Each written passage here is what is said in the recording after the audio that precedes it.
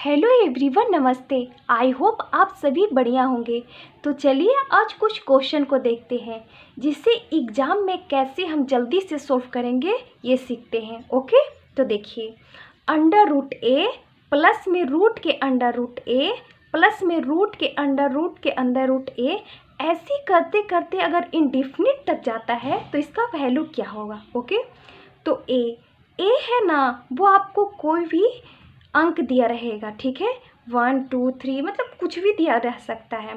तो उस वैल्यू को ना हमें दो भागों में ऐसे तोड़ना है कि माइनस करके 1 आ जाए। ओके, तो जो माइनस करके 1 आ जाए तो देख रहा है कि ई एक्स बाई में से बड़ा वैल्यू कौन है, और जो बड़ा वैल्यू होगा वही इसका आंसर होगा। आगे चलिए इसका एग्जाम्पल देखते हैं जिससे आपको इसका कंसेप्ट अच्छे से क्लियर हो जाए। Okay, first example, under root 12 plus under root के under root 12 plus under root के अंडर रूट के अंडर रूट 12, ऐसे करते करते ना ये इंडेफिनिट तक जाए तो इसका वैल्यू क्या होगा।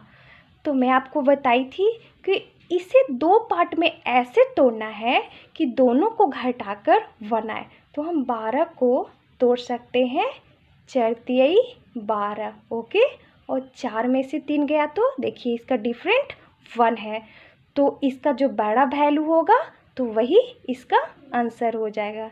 इसका आंसर 4 हो जाएगा। Okay, next example, under root 6 plus में रूट के अंडर रूट 6, ऐसे करते करते ये इंडेफिनिट तक जाता है, ठीक है, तो इसका वैल्यू क्या होगा। तो 6 को 2 बराबर में तोड़ना है जिसका डिफरेंट 1 आए, तो 3 दूनी 6। ओके, देखिए 3 में से 2 गया तो 1, डिफरेंट 1 का, और इसका बड़ा जो वैल्यू है वही इसका आंसर आ जाएगा। तो इसका आ गया 3 आंसर। ओके, हमने अभी ये देखा कि अंडर रूट ए प्लस रूट के अंडर रूट ए प्लस, अगर बीच में प्लस रहे तो उसका मान क्या होगा, ठीक है। लेकिन अगर माइनस रहे तो क्या करना है, अगर माइनस रहे तो वही काम करना है, ठीक है। ए को दो भाग में ऐसे तोड़ना है कि उसका डिफरेंट 1 आए, ठीक है, और बस इसमें कुछ नहीं करना। इसमें जो इसका आंसर होगा वो तोड़ने पर जो मान इसका छोटा आएगा वही हो जाएगा।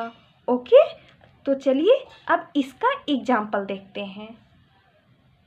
तो देखिए इसका एग्जाम्पल, 56 माइनस रूट के अंडर रूट 56, फिर से रूट के अंडर रूट में फिर 56, फिर माइनस, ऐसे करते करते ये इंडेफिनिट तक चला गया है, ठीक है। तो इसका मान क्या होगा, तो वही करना है, 56 को ऐसे 2 बराबर भागों में तोड़ना है जिसका डिफरेंट 1 आए, तो 7 8 56। ओके, तो इसका जो न्यूनतम वैल्यू है वही इसका आंसर हो जाएगा, तो इसका आंसर हो जाएगा 7। ओके, इसका आंसर 7 हो जाएगा। अभी तक हमने ये देखा कि अंडर रूट में प्लस रहे तो कैसे होगा और माइनस रहे तो कैसे होगा, लेकिन यहाँ पर देखिए ये अंडर रूट में मल्टीपल है, अंडर रूट 5 के मल्टीपल, फिर अंडर रूट में 5, फिर मल्टीपल अंडर रूट 5, ऐसे करते करते इंडेफिनिट में जाएगा तो इसका वैल्यू क्या होगा। ओके, तो इसमें आपका क्या करना है कि जो अंडर रूट में जो अंक रहे वही इसका आंसर होगा, तो सिंपल में इसका आंसर 5 हो जाएगा। ओके, इसका सिंपल में आंसर आपका 5 हो जाएगा। जैसे ये है अंडर रूट 4 के अंडर रूट 4, ऐसे करते करते इंडेफिनिट में गया है, तो सिंपल इसका आंसर बस 4 लगा देना है। ओके,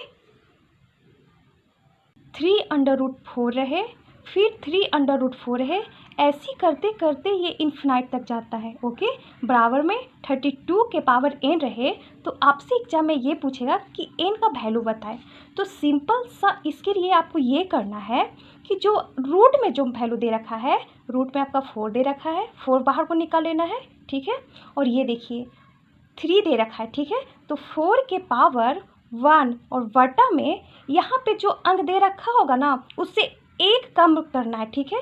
तो ये 3 दे रखा है तो हम यहाँ पर 2 ले लेंगे, ठीक है। 4 के पावर 1/2 कर लेंगे और बराबर में 32 को हम ये लिख सकते हैं 2 के पावर 5n, ठीक है। 2 के पावर 5n। 2 को 5 टाइम्स मल्टीप्लाई करिएगा तो आपका 32 आएगा, ओके। 4 फिर लिख सकते हैं हम 2 के पावर 2 × 1/2 बराबर में 2 के पावर 5n, ठीक है।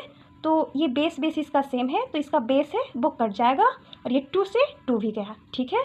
तो आपका हो जाएगा 1 बराबर 5n, ओके। 1 बराबर 5n। तो n का जो वैल्यू हो जाएगा वो आपका यहाँ पे 1/5 हो जाएगा और यही आपका आंसर होगा, ठीक है। आई होप मैंने इस वीडियो में जो भी आपको समझाया सारे कंसेप्ट आपको क्लियर हो गए होंगे। जैसे मैंने आपको बताया था कि अगर प्लस रहे तो आपको बड़ा वाला वैल्यू लेना था, ठीक है। और वही अगर माइनस रहे तो आपको छोटा वाला वैल्यू लेना था, ठीक है, माइनस। और अगर मल्टीपल रहे तो सेम वही वैल्यू हो जाएगा आपका, ठीक है, सेम वही वैल्यू हो जाएगा।